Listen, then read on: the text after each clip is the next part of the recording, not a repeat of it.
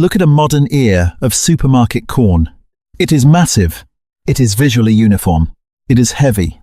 It is also structurally bankrupt.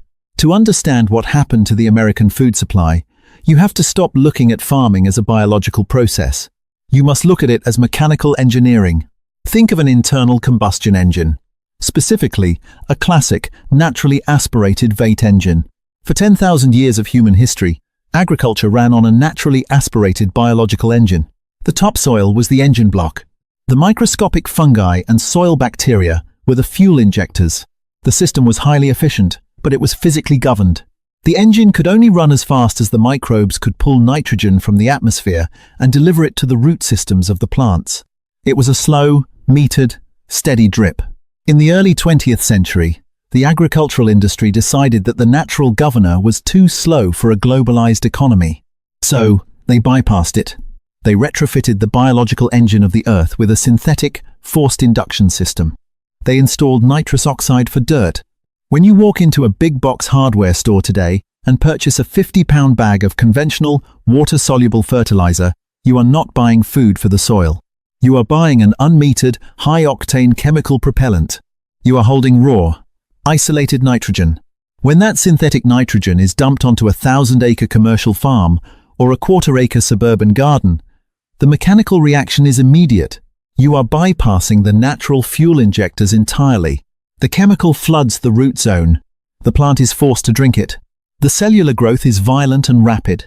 The stalks shoot up. The foliage expands. The harvest weight doubles. On a corporate spreadsheet, it looks like a miracle. The yield metrics are flawless. But you have to look at the engine block. When you inject forced induction chemical fuel into a naturally aspirated system, the internal temperature spikes. The synthetic nitrogen hyper-stimulates the microbial life residing in the dirt. To mathematically balance this massive sudden influx of raw nitrogen, those bacteria require an equal and opposite reaction. They require carbon. It is a strict biochemical equation. They need carbon to survive the nitrogen flood. Where do they get it? They strip it directly from the structural walls of the topsoil itself. They cannibalize the humus. They literally eat the organic glue that holds the earth together. The engine block begins to melt. The soil physically loses its architecture.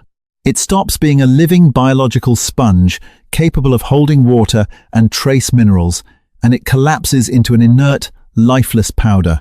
The plant roots, now addicted to the easy chemical IV drip, stop sending signals to the underground fungal networks. The biological highways shut down. The trace minerals, the zinc, the magnesium, the iron that actually give food its human nutritional value are left permanently locked in the rock. The plant ignores them, gorging only on the synthetic nitrogen. The result is a visually massive crop that is entirely hollow on the inside. It is structurally weak. It is chemically dependent. You get a massive short-term burst of speed. Then, catastrophic systemic failure. This was not an accident of nature. This was an engineered override. And to understand exactly how we learned to manufacture this chemical propellant out of thin air, you have to look at the brutal physics of human warfare. Look up at the sky. You are looking at an ocean of fertilizer. 78% of the atmosphere you are breathing right now is pure nitrogen. It is the fundamental building block of amino acids, DNA, and cellular tissue. Without it, biological life ceases to exist. There is a practically infinite supply of it, floating just inches above the soil in your backyard. But it is locked. In the atmosphere, nitrogen exists as a paired molecule. Chemical formula, $N, $2, two nitrogen atoms bound tightly together. This is not a simple chemical handshake. It is a triple covalent bond. In the realm of physical chemistry, a triple bond is one of the strongest, most unyielding structural configurations in the physical universe. It is molecular armor. Because of this bond, atmospheric nitrogen is completely inert. A tomato plant cannot absorb it. A human being cannot digest it. It passes in and out of our lungs, doing absolutely nothing. For millions of years, only one mechanism on Earth possessed the correct biological key to unlock that armor. Microscopic bacteria, specifically rhizobia, living in the dark, cool root nodules of legumes. These bacteria manufacture a highly specialized enzyme called nitrogenase.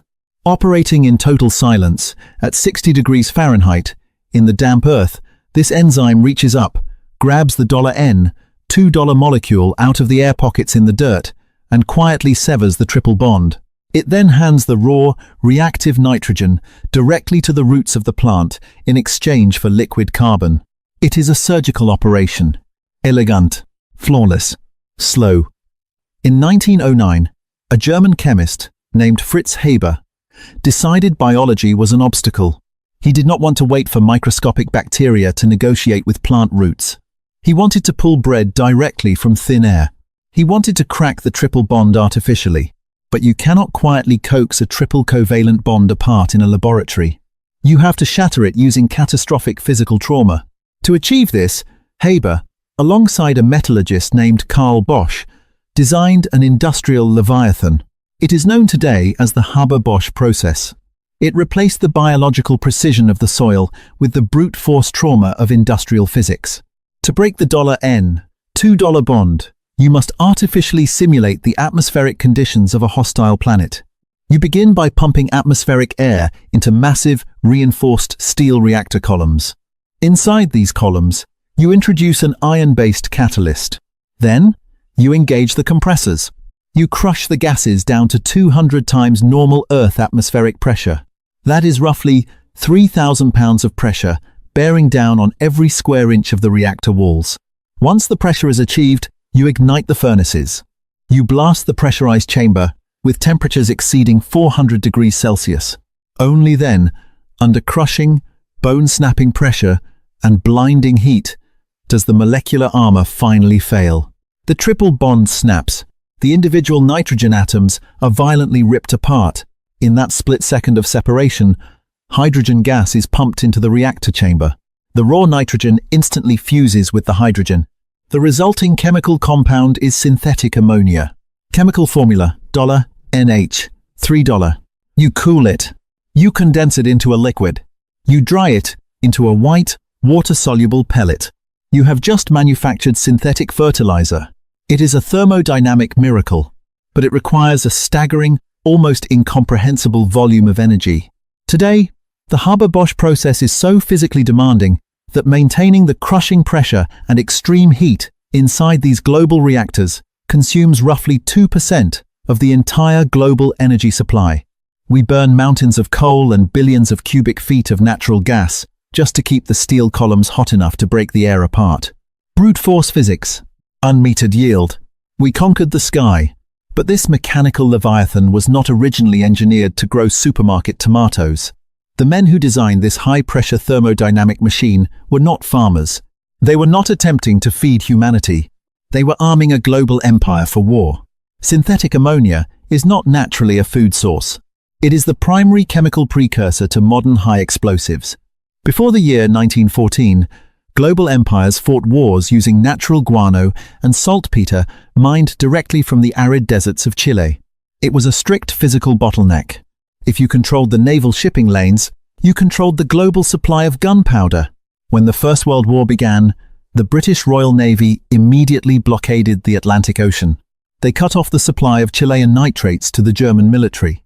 According to the strategic calculus of the time, the war should have ended in months. The artillery should have starved. It did not.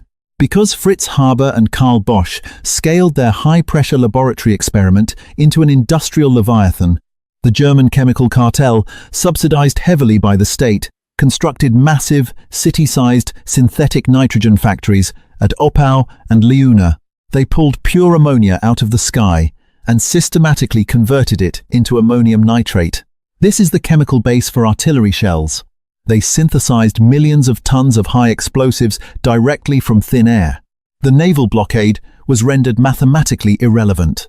The war raged on for 4 agonizing years. Then came November of 1918. The armistice was signed. The guns fell silent. The factories did not. You must understand the exact economic reality facing the post-war chemical industry. They were looking at an immediate, catastrophic bankruptcy. The war economy was dead, but the corporate cartel still owned the massive infrastructure. They owned miles of heavy steel reactor columns. They owned high-pressure compressors. They employed tens of thousands of specialized industrial workers. They possessed a staggering, mountainous inventory of synthesized ammonium nitrate, and overnight, their only customer had vanished. The global supply chain was choked with explosive material. To the corporate board, this was not a moral crisis. It was a balance sheet crisis. In structural finance, idle infrastructure is a terminal liability. You either liquidate the physical assets, or you find a secondary market for the raw output. The chemical executives looked at the biology of their product. Ammonium nitrate is highly unstable. It violently expands under pressure. That is exactly why it shatters heavy steel artillery casings. But biologically, concentrated nitrogen also forces violent cellular expansion in plant tissue. It is the exact same chemical compound. The only functional difference between a high explosive munition and a synthetic crop fertilizer is the application rate. The cartel executed a strictly mathematical pivot. They did not dismantle the war machine. They rebranded it. They took the massive stockpiles of idle ammonium nitrate, packaged it into commercial sacks, and sold it to the European agricultural sector. They deployed an army of salesmen to convince traditional, biological farmers that the old ways of soil management were obsolete. They marketed chemical dominance. They replaced the cover crop with the chemical pellet. It was an act of absolute financial preservation. By successfully redirecting the massive flow of synthetic nitrogen from the trenches to the wheat fields, the chemical cartel protected their capital investments. They secured permanent, peacetime revenue. The military-industrial complex seamlessly integrated itself into the human food supply. Bombs became botany.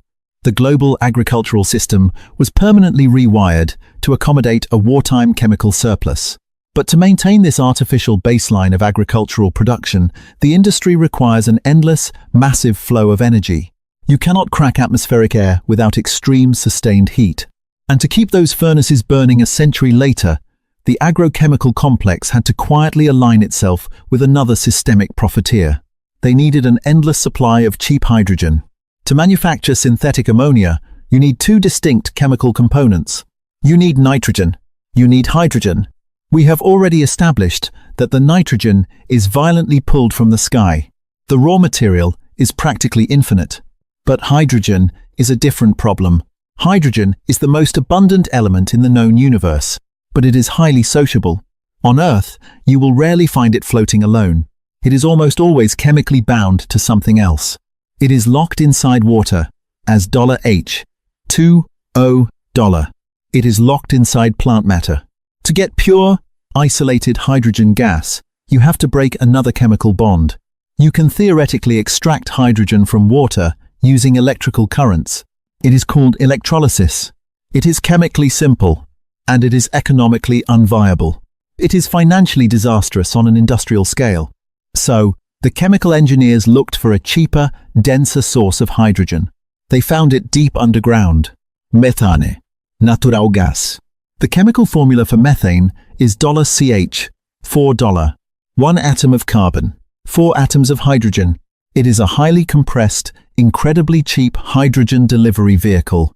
To strip the hydrogen away, the industrial sector relies on a brutal mechanical process called steam methane reforming.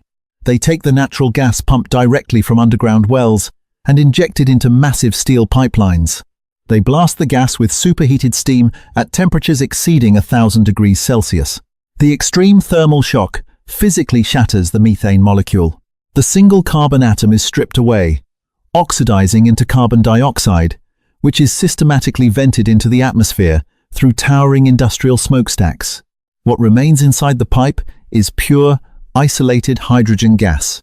This is the exact hydrogen that is then pumped directly into the Haber-Bosch reactors to meet the compressed nitrogen. This specific chemical dependency created one of the most powerful, cold, and calculated economic alliances in modern history. The global agrochemical cartel and the global fossil fuel industry locked arms. Look at the cold economic calculus strictly from the perspective of an energy executive. Natural gas is historically a volatile commodity. Demand fluctuates wildly based on unpredictable variables. A mild winter crashes municipal heating demand. A sluggish economy slows manufacturing. A geopolitical shift disrupts export pipelines. As an energy executive, your primary fiduciary mandate is to secure baseline revenue for your shareholders. You need a permanent, unyielding, captive market that is completely immune to economic recessions and seasonal weather patterns. You need a customer who can never, under any circumstances, stop buying your product. People never stop eating. Every single year, the global agricultural sector consumes hundreds of millions of tons of synthetic nitrogen fertilizer.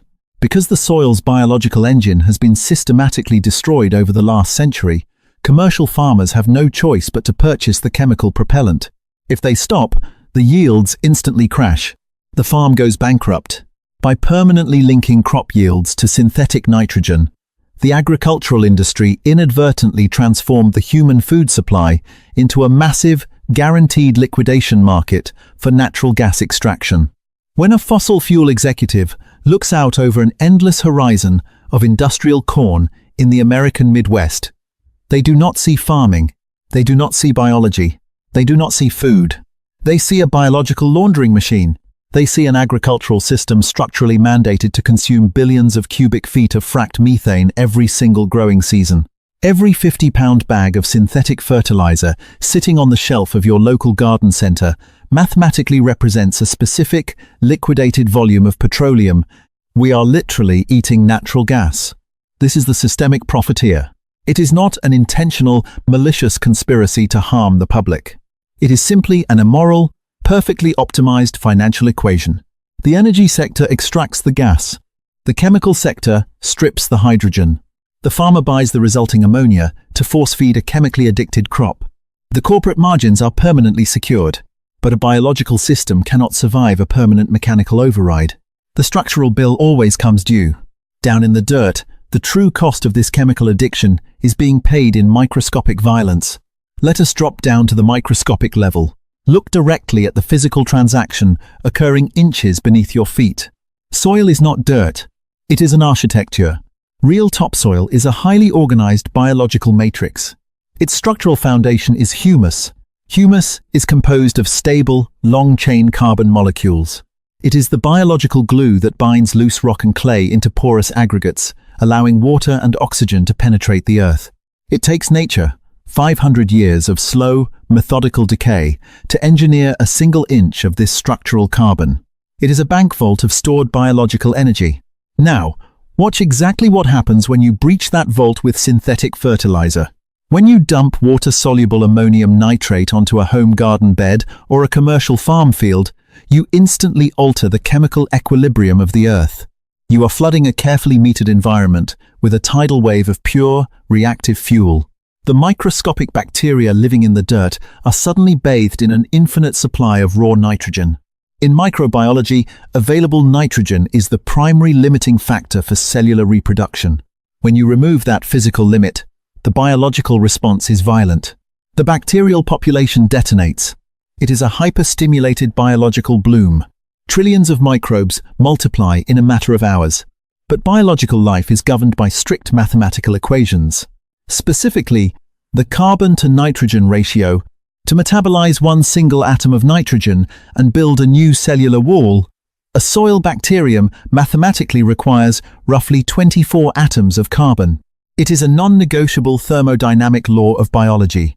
The bacteria now possess an infinite supply of nitrogen. But to survive the feast, they must balance the chemical equation. They desperately need carbon. The natural, slow-drip liquid carbon provided by the root systems of the plants is nowhere near enough to sustain this massive, artificially inflated bacterial population. So, the bacteria turn on their own environment. They begin to cannibalize the soil. Driven by chemical starvation, these hyperstimulated microbes secrete specialized enzymes designed to aggressively break down the stable carbon molecules of the humus. They literally digest the structural architecture of the earth. They eat the glue that holds the soil together. As the microbes consume this ancient structural carbon, they metabolize it. They burn it for energy. And just like a combustion engine burning petroleum, the biological exhaust of this metabolism is carbon dioxide gas. The microbes physically exhale the soil into the atmosphere. This is the hidden mechanical reality of modern chemical agriculture. The earth is literally vanishing into thin air. As the humus dissolves, the structural integrity of the soil collapses. The microscopic pores that once held water and oxygen are crushed. The earth severely compacts. It turns into hardpan. It becomes an inert, lifeless powder. It no longer absorbs rain. It instantly sheds it, carrying heavy chemical runoff directly into municipal watersheds. The biological engine block has completely melted. The commercial farmer, looking at the compacted, lifeless dirt, realizes the soil can no longer support plant life organically. The organic immune system is dead. The underground fungal highways are shattered. The root zones are suffocating. To force the next crop to survive in this dead physical medium, the farmer has exactly one mathematical option left: buy a heavier dose of synthetic nitrogen. The addiction loop is locked. The natural system has been entirely replaced by a mechanical, subscription-based dependency on the chemical conglomerates. The crop yields remain artificially high, but the nutritional density of the food collapses because the biology required to extract trace minerals from the rock no longer exists. On an industrial, global, macro level, this system is permanently entrenched. It will not change. But on a micro level, in your own physical backyard, you can break the loop. The global agricultural cartel is a locked mathematical equation. Wall Street will never dismantle a system that successfully liquidates natural gas through the human digestive tract. The macroeconomy is permanently addicted to the chemical override. You cannot fix the global supply chain, but you possess ultimate physical jurisdiction over the dirt in your own backyard. You can choose to mechanically decouple your personal food supply from the Haber-Bosch reactor. You can pull your biological engine out of the corporate dealership and rebuild it yourself. It requires 3 structural adjustments. First, terminate the chemical intravenous drip. Walk into your garage. Take the bags of water-soluble synthetic fertilizer, the brightly colored crystalline powders, and throw them in the trash. As long as you introduce raw, unmetered nitrogen into your soil, the underground microbial networks will remain dormant. A biological system will not hunt for food if you continuously flood it with pure chemical sugar. Cut the supply line. Force the system to wake up. Second, you must physically reinstall the biological fuel injectors. You must reintroduce the specific microscopic machinery that the chemical industry bypassed a century ago. Rhizobia. Bacteria. You do not need a laboratory to acquire this. You can purchase a localized biological inoculant from a reputable independent seed supplier. It will arrive looking like a simple, dry, dark peat powder. It is not fertilizer. It is dormant, microscopic life. When you prepare to plant legumes in your garden, peas, bush beans, or a cover crop of crimson clover, you dampen the seeds with water. You roll them in the dark powder. You physically coat the seed shell in dormant bacteria. Then you put it in the earth. When the seed cracks open, the root hairs emerge. The bacteria immediately infect the root tissue. It is a controlled, symbiotic infection.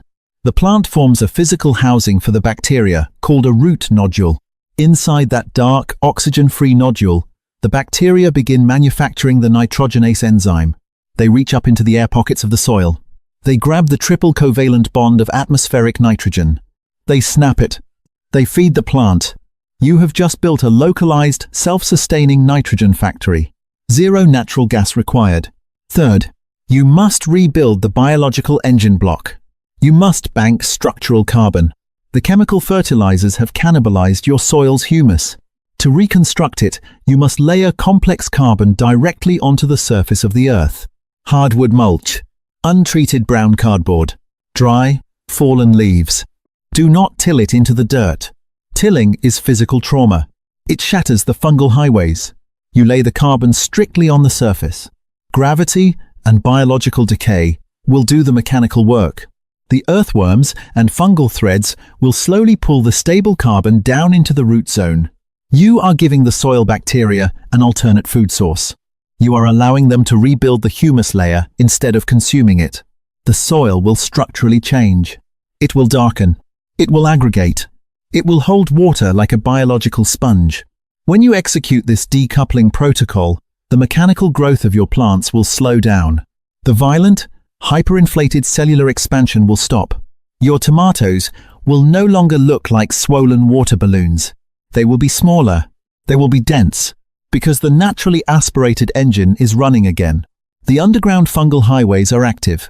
The root systems are physically mining trace minerals, iron, magnesium, and zinc out of the bedrock. and pulling them into the cellular tissue of the fruit. You are no longer eating natural gas.